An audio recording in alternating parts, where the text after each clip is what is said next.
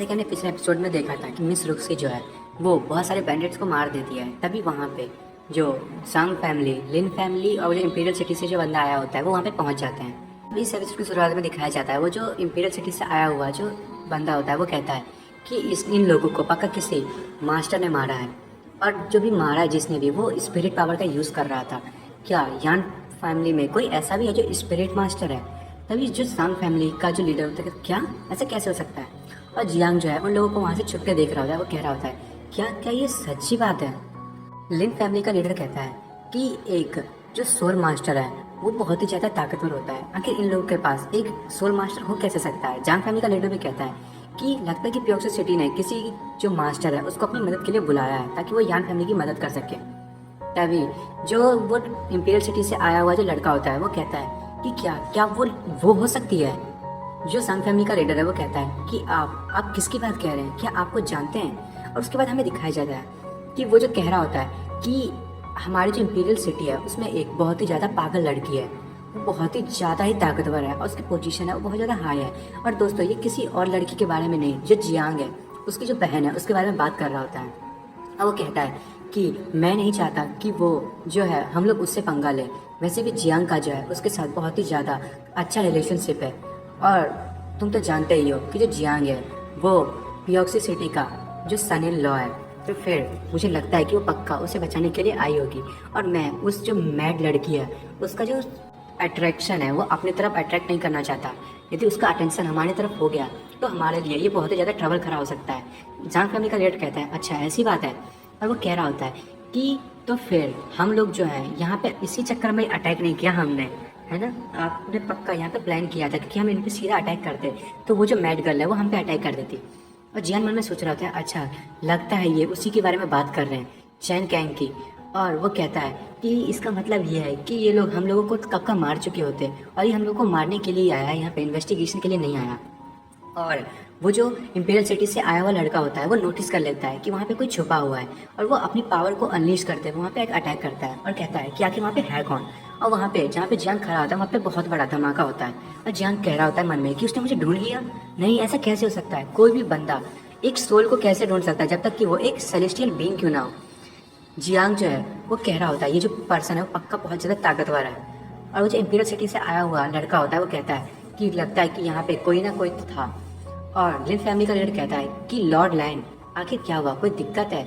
जांग family का leader कहता है क्या वहाँ पे कोई था? तभी जो लैन है वो कहता है कि मुझे लगा कि वहाँ पे कोई है। और वो कह रहा होता है कि चलो रहने भी दो, अब यदि वहाँ पे कोई होगा भी तो वो मर चुका होगा। और वो लोग वहाँ से जाने लगते हैं और कहते हैं क्या हमें यहाँ से चलना चाहिए? जियांग कहता है कि आखिर आखिर मैं बच ही गया। और वो जो वहाँ का दीवार होता है वहाँ पे खड़ा हो जाता है, और हमें जो दिखाया जाता है जो जियांग है उन्होंने सोच रहा होता है कि मैं तो बच ही गया, अगर मैं थोड़ा सा भी बाहर आता तो उसको पता चल गया होता कि यहाँ पे जो कोई था जिसकी सोल छुपी हुई थी। इस बंदे ने इस पूरी एरिया में अपनी सोल का फ्लक्चुएशन किया है कि यदि सोल गलती से भी उस जो रे है उसकी आर पार जाएगी तो उस बंदे को पता चल जाएगा। और वो जो है लैन होता है वो सोच रहा होता है लगता है वो यहाँ पे नहीं है, मुझे लगता है मुझे कोई ना कोई गलत फहमी हुई होगी। जियांग कह रहा होता है ये तो बहुत ही ज़्यादा समझदार है, मुझे लगता है कि अब मुझे परेशान होने की ज़रूरत है, लेकिन मुझे आगे फ्यूचर में बहुत ही ज़्यादा मज़ा आएगा इसके साथ लड़ाई करके। और अब मुझे पता चल गया कि यहाँ पे इन्वेस्टिगेशन करने के लिए नहीं आया है। और जियांग जो है वो अब घूमने लगता है और कहता है कि मुझे लगता है कि पहले जो हमारे यहाँ पे सिटी में जो लोग बच्चे जो बैठे हुए हैं उन सबको भगाने की ज़रूरत है, टियांगजियांग सेक्ट के। और वो कह रहा होता है मुझे साथ में जो रुक्सी है उसकी प्रॉब्लम को भी दूर करने की ज़रूरत है, वो बहुत ही ज़्यादा परेशान हो गई है और मैं नहीं चाहता कि वो और भी परेशान हो। और हमें रात का सीन दिखाया जाता है, जो जियांग है वो जियांगार के कमरे में आता है और कहता है जियांगार जो मैंने तुम्हें तैयार करने के लिए कहा था उन बच्चों के लिए टियांगजियांग सेक्ट के, क्या तुमने उन्हें तैयार कर दिया? जो जियांगार होते हैं वो कहते हैं क्या वो अभी चाहिए आपको? जियांग कहता है हाँ, हमने उनके लिए रात के लिए बहुत ही अच्छा जो तोहफा है वो प्रिपेयर किया है और अब उन्हें देने का ये टाइम आ गया है। उसके बाद हमें दिखाया जाता है जो टियांगजियांग साइड के लोग जो बच्चे जो सो रहे होते हैं, और वहाँ पे एक आदमी आता है या फिर ये औरत है कुछ समझ नहीं आ रहा, और वो कह रहा होता है देखिए कितना ज़्यादा हैंडसम यंग मैन है। और वो जो लड़का होता है वो कहता है आखिर ये क्या है? और वो जो लड़का है या लड़की जो लड़के जैसा ही दिख रहा है पर होगा क्या पता लड़की, वो उसके ऊपर कूद जाता है। वो कहता है आओ मैं तुम्हें कुछ चीज़ें सिखाती हूँ। और वो लड़का जो है जो टियांगजियांग सेट का है वो जो हिल नहीं पा रहा होता, और वो कहता है प्लीज़ प्लीज़ मेरे पास मत आओ। और उसके बाद बस हमें वहाँ पे चीखों की आवाज़ ही सुनाई देती है और हमें दिखाया जाता है कि जो असैसियन है और जियांग गार्ड मिलके जो जियांग है उसको अंगूर खिला रहे होते हैं। और जियांग जो है वहाँ लेट के मजा ले रहा होता है और वो कह रहा होता है ये जो रात है वो इतनी ज़्यादा अच्छी है, इसके बदले में तो मैं 1000 सोने के सिक्के भी दे सकता हूँ और अपनी जान भी। फिर हमें रात के बाद का सीन दिखाया जाता है। जब सुबह हो गई होती है तो जितनी भी जो लड़कियां होती हैं वो उनके कमरे से, मतलब जो टियांगजियांग सेक्ट है उनके कमरे से बाहर निकल रही होती है। वो कहती है कि ब्रदर्स हम वापस रात में आएंगे और हम आप लोगों को फिर से बहुत कुछ सिखाएंगे। और वो कह रहे होते हैं तुम लोग तो मार्शल आर्टिस्ट हो, फिर भी तुम लोग इतनी ज़्यादा कमज़ोर क्यों। और हमें उन जो लड़के होते हैं उन्हें दिखाया जाता है कितने सारे लड़के जो हैं वो बहुत ज़्यादा बेहोश हो रहे होते हैं और सारे के सारे उल्टियाँ कर रहे होते हैं। तभी एक लड़का बाहर आते हुए कहता है कि इन अगली मॉन्स्टर्स को किसने भेजा था और उनकी हिम्मत कैसे हुई हमारे साथ ऐसा करने की। और वो मन में सोच रहा होता है कि मुझे लगता है कि जो अब यान फैमिली है वो हमारे साथ नेगोशिएशन नहीं करना चाहती है। और उसका जो सन इन लॉ है जब से वो वापस आया है इन लोगों ने जो है ट्रिक्स खेलना स्टार्ट कर दिया है। और वो बाहर देखता है तो उसको आवाज़ सुनाई देती है और कहता है कि हम जो हैं अपने गेस्ट का बहुत ही अच्छे से ध्यान रखते हैं। तभी वो देखता है और कहता है कि यहाँ पे बहुत ही ज़्यादा खूबसूरत लड़कियाँ हैं। और वो देखता है कि वहाँ पे बाहर में खड़ी होती है जो असैसियन है और जियांग गार्ड, उसको देख के कह रहा होता है कि कितनी ज़्यादा खूबसूरत लड़कियाँ हैं। और वहाँ पे जियांग भी होता है। जियांग कहता है क्या क्या आपको जो मैंने ब्यूटीज़ भेजी थी वो आपको पसंद नहीं आई, क्या उन लोगों ने आपको एंटरटेन नहीं किया। और जियांग को देख के वो कहता है ये तो सन इन लॉ है यान फैमिली का, ये जियांग हान तो नहीं है। और वो कह रहा होता है कि तुमने उन मॉन्स्टर्स को हमारे पास भेजा, तुमने ऐसा कैसे किया, तुम्हें उन लोग को दूर रखने की जरूरत है। और वो कहता है कि क्यों ना तुम उन जो औरतें हो उनको अपने पास रख लो और जो तुम्हारे पास है वो मुझे दे दो। जियांग कहता है कि मैं जानता हूँ, लगता है मुझे आपके पास आज से भी ज़्यादा खूबसूरत लड़कियों को भेजने की जरूरत है जो आपको और ज़्यादा सेटिस्फाई कर पाए। और जियांग वहाँ से घूम जाता है और कहता है कि मैं आपके लिए बहुत ही ज़्यादा खूबसूरत लड़कियों को चुनूंगा। और वो जो लड़का होता है मन में सोच रहा होता है कि नहीं मुझे इसको रोकना होगा, पता नहीं अभी कौन सी ब्यूटी इसको चुनेगा। और उसके पीछे से एक और लड़का आता है, वो कहता है नहीं हमें अब इस चीज़ों की जरूरत नहीं है, अब हाँ जो यहाँ की हॉस्पिटैलिटी है उसको अब और नहीं ले सकते। जियांग कहते क्यों, क्या आप लोगों को मज़ा नहीं आया, क्या हमसे कोई गलती हो गई, आप यहाँ नहीं रहने वाले हैं। और वो लड़का मन में सोच रहा होता है कि यान फैमिली जो है उसे अभी भी हमारी जरूरत है, पर तुम जो वो हमारे साथ ट्रिक खेलने की कोशिश कर रहे हो, बस हमारे एक बार एल्डर को आने दो कल, उसके बाद हम तुम्हें बताते हैं। और वो कहता है आइडिया नहीं है, लगता है हमें यहाँ से चले जाना चाहिए।